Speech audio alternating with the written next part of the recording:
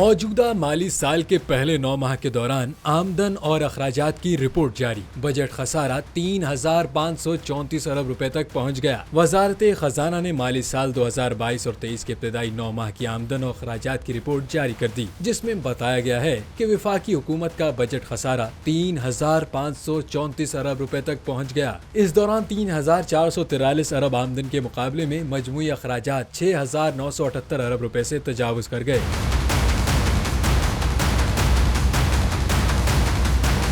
Report में बताया गया है कि रवा माली साल के इब्तदाई 9 माह में दिफाई अखराजात 1,000 अरब रुपए से तजावुज कर गए। तरक्याती मंसूबों पर 428 अरब रुपए खर्च हुए, सब्सिडीज पर 524 अरब रुपए और पेंशन की अदायगी पर 486 रुपए से जायद अखराजात आए। वजारत खजाना के मुताबिक जुलाई ता मार्च FPR ने 5,156 अरब रुपए टैक्स वसूल किया। नॉन टैक्स रेवेन्यू 1,240 अरब रुपए रहा। 9 माह में सूबों का बजट 456 अरब रुपए सरप्लस रहा। रिपोर्ट के मुताबिक जुलाई 2022 से मार्च 2023 तक कर्जों और सूद की अदायगी पर 3,582 अरब रुपए खर्च हुए। गुज़िश्ता साल के मुकाबले सूद की अदायगी पर 1,464 अरब रुपए ज्यादा खर्च किए गए।